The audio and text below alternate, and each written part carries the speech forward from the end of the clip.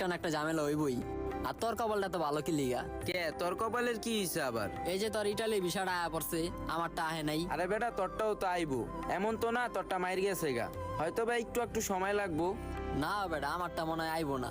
আরে বেটা আইবো না কে? আচ্ছা, তুই যে ইটালি যাবি, কোম্পানি বেতন ধরছে কত তোর?